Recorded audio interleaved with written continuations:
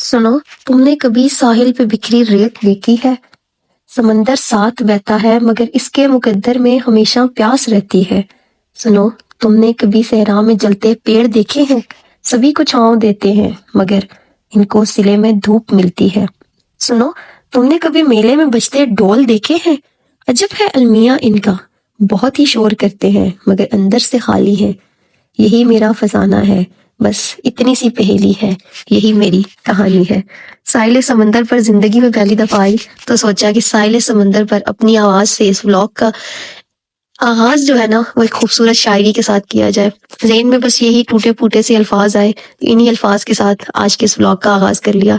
लोग जाते हैं ग़ुरूब आफ्ताब देखने के लिए साहिल समंदर पर, लेकिन मैं तलुए आफ्ताब देखने के लिए साहिल समंदर पर गई।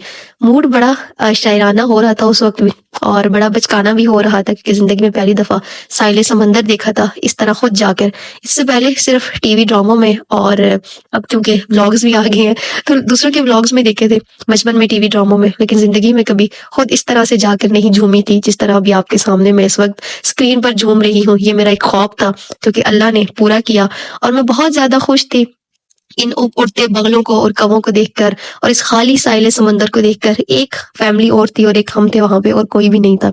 हमने इंतखाब किया था तलुए आफ्ताब का क्योंकि ग़ुरूब आफ्ताब के वक्त वहां बहुत रश हो जाता है और इंजॉय नहीं कर पाता उस तरह से बंदा। सुबह सुबह ठंडा मौसम था, ठंडी हवाएं थी, उड़ते परिंदे थे। मैं चाहती हूँ कि आप लोगों को मुझसे बहुत सारी शिकायत है, व्लॉग बहुत छोटे आप लोगों को मिल रहे हैं, कुछ भी खास देखने को नहीं मिल रहा, लेकिन यकीन करें कि मेरी जिंदगी का ये दिन बहुत खास है।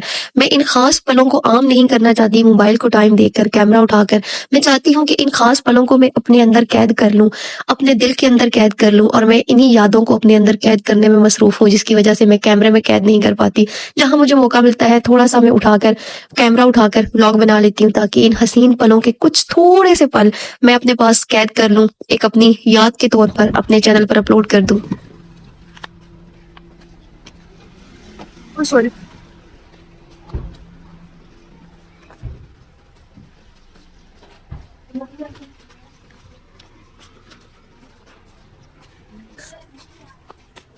मुझे बहुत अच्छे से याद है जब मैं छोटी सी होती थी, टीवी के सामने बैठकर बहुत सारे एक्टर्स को जब जाता देखती थी साहिल समंदर पर, तो दिल में एक शदीद ख्वाहिश जागती थी, क्या ये लोग जा सकते हैं, क्या मैं भी कभी ऐसे साहिल समंदर पर जाऊंगी।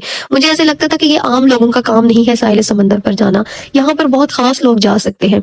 फिर अल्लाह ने वो दिन भी लाया जब मैं साहिल समंदर पर गई, और अल्लाह ने मुझे ऐसा वक्त दिया जो तलुए आफ्ताब का वक्त था, बहुत हसीन वक्त था जब मैंने जाके वहां पे अपना वक्त गुजारा और खुद को कुदरत के बहुत करीब महसूस किया। उसके बाद यहाँ पर मैं आ गई दरसगाह, जो कि बच्चों के लिए आपको पता है कि बहुत आज के दौर में अहम हुआ है और पहले दौर में भी बहुत अहम थी। अगर मैं आज इतने सलीके से आप लोगों से बात करती हूँ तो इसमें बहुत बड़ा किरदार मेरी दरसगाह का भी है। एयरपोर्ट के बिल्कुल पास घर था और घर के बिल्कुल पास ही ये दरसगाह है। ये मेरे चाचू का अपना स्कूल है और ये टावर, हमें टावर माफिया के नाम से भी जाना जाता है हमारे इलाके में, क्योंकि हमारे घरों में टावर्स लगे हुए हैं। हमारे जो बिजनेस वाली जगह है उन पर टावर्स लगे हुए हैं, जिसकी वजह से हमें टावर माफिया कहा जाता है। स्कूल में जाकर एहसास हुआ कि एक रूहानी वालिदैन बनना कितना मुश्किल काम है, हम उनकी कदर नहीं करते। लेकिन जब खुद जाके मुझे ये तजुर्बा करना पड़ा तो मुझे एहसास हुआ कि कितनी मुश्किलों से हमारे रूहानी वालिदैन ने कितनी मेहनतों के साथ हमें इस मकाम तक पहुंचाया। स्कूल से आते ही आपको पता है कि यहाँ पे जब भी कहीं पे जाओ तो सबसे पहले यही होता है कि आपने वहाँ के मॉल्स विजिट करने होते हैं, और हम लड़कियां और हम मेकअप वाली जगह पे न जाए, ये कैसे हो सकता है। यहाँ पे एक एलियोर ब्यूटी का आपको पता है कि जाना पहचाना बहुत बड़े बड़े शहरों में इसका स्टोर होता है, हर जगह पे स्टोर नहीं होता। तो हमने कहा कि चलो कोई नहीं, बड़े शहर में आए हैं, छोटे शहर से ही सही लेकिन बड़े शहर में तजुर्बा करते जाते हैं। हम गए एलियोर ब्यूटी के स्टोर पे और वहां से अपनी हैसियत के मुताबिक कुछ खरीदा। यहाँ पे पहले से लाइन में काउंटर पे लोग खड़े थे, आई मीन वहां पे लेडीज खड़ी थी काउंटर पे, तो जाहिर सी बात है फर्स्ट वो खड़ी थी तो फिर उनको हमने पहले नंबर पे ही जाने देना था।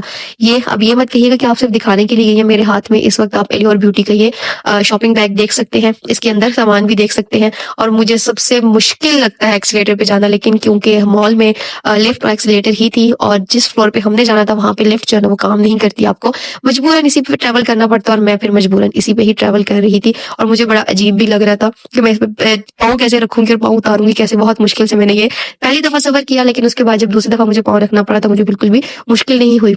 जितने भी बड़े-बड़े ब्रांड्स हैं वो सारे यहाँ पर मौजूद थे। सबसे बड़ी चीज़ कि इनके जो स्टोर्स थे यहाँ पर इस मॉल के अंदर उनके पास सबसे ज़्यादा स्टॉक था।